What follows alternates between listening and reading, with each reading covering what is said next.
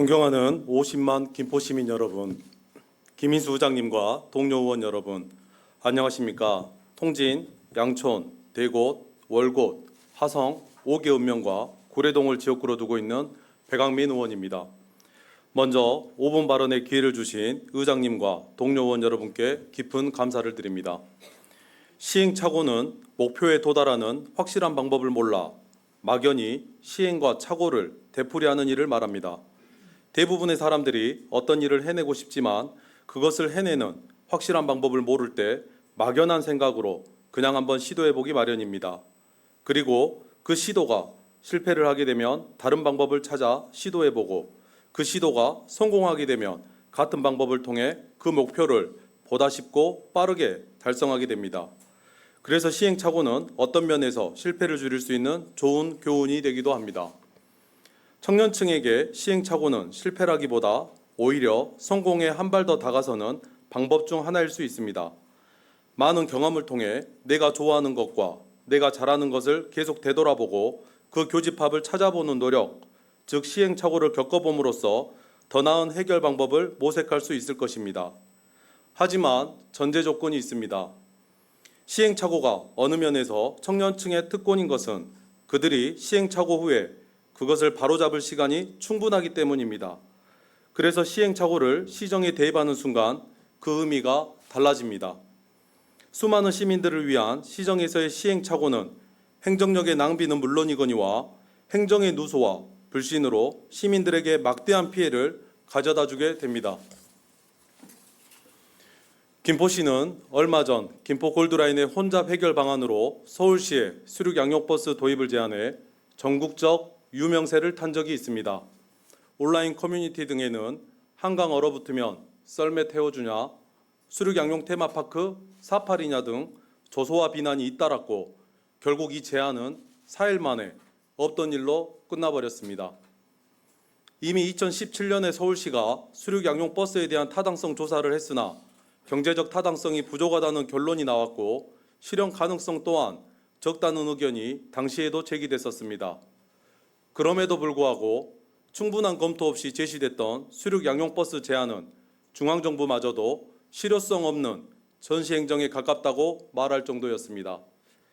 이 일로 남은 것은 전국적인 망신과 더불어 지방정부의 행정이 어설픈 아마추어리즘으로 추진될 때 그 피해는 결국 시민에게 전가될 수밖에 없다는 뼈아픈 교훈뿐이었습니다. 이뿐만이 아닙니다. 김포 골드라인의 대한교통수단원으로 제시된 70번 버스 이용객에는 요금을 지원한다는 내용이 언론을 통해 나왔습니다. 김포 골드라인 혼잡도를 낮추려고 이 노선의 운행 횟수를 늘렸음에도 철도 승객 분산 효과가 크지 않자 고육지책으로 버스 요금 지원을 해결 방안으로 내놓았습니다. 하지만 요금 지원을 하려면 보건복지부 사회보장협의회 심의도 받아야 하고 지원 근거를 담은 관련 조례도 제정해야 하며 요금 환급 시스템 개발도 필요합니다. 무엇보다 시민들이 1만 원 내외의 요금 지원을 과연 반길지 70번 버스를 이용하지 않는 타 지역 주민과의 형평성은 고려한 것인지도 의문입니다. 여기에서 비교해볼 시책이 있습니다.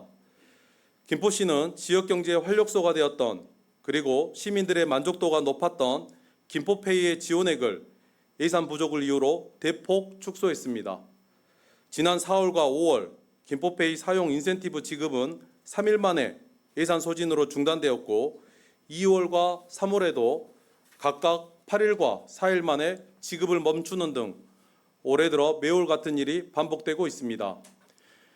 김포페이 인센티브 지급은 예산 부족으로 축소하면서 한편으로는 막대한 예산이 소요될 버스 요금 지원은 어떻게 가능하다는 것인지 검토는 충분히 한 것인지 이 또한 우리에게 합리적인 의구심을 갖게 만듭니다.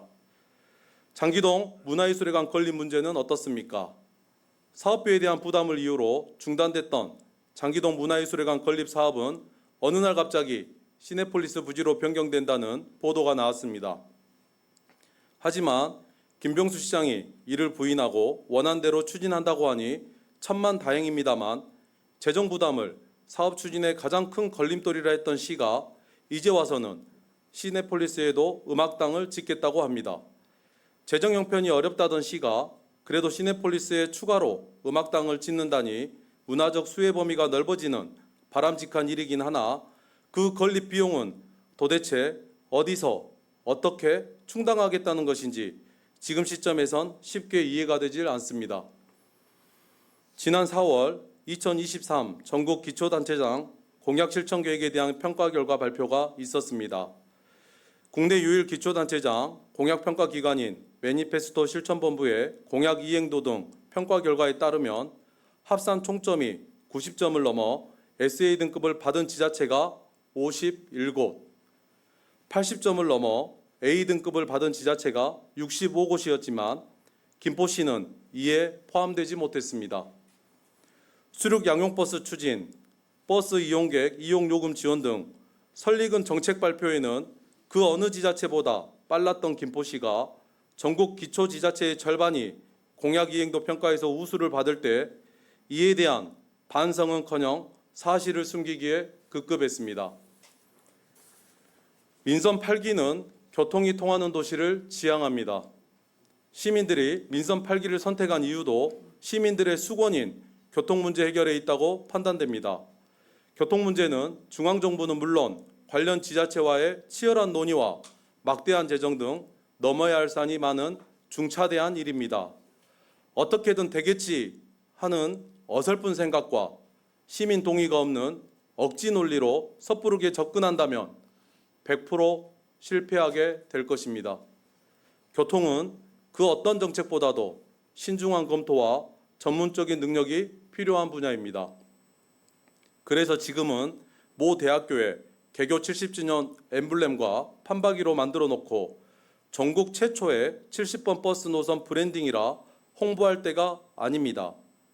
우기 대책이라고 공직자를 동원해 배수구 낙엽 처리반을 운영하는 아마추어와 같은 땜질식 처방을 반복할 때가 아닙니다.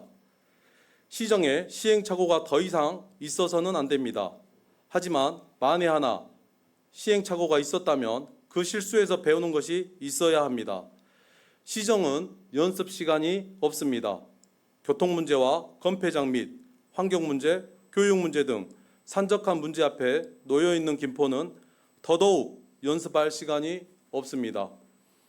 얼마 전 제223회 임시회에서 철도과에 요청했던 김포시 광역철도 타당성 조사 및 전략계획 수립 연구 중간 영역 보고는 결국 묵살되었고 이는 임시회 파행이라는 극단적 결과까지 초래한 바 있습니다. 그런데 김포 시민을 위해 끝까지 비공개라던 자료는 경기도의회 도의원님의 SNS를 통해 알게 되는 웃지 못할 현실도 있었습니다. 김병수 김포시장님께는 김포 시민과 그 대의기관인 의회가 그냥 가만히만 있었으면 좋겠는 귀찮게 때를 부리는 존재에 불과한 건가 싶습니다. 김병수 시장님, 소통을 못하겠으면 소통이 하기 싫으시다면 시민을 위한 일이라도 제대로 잘해 주십시오.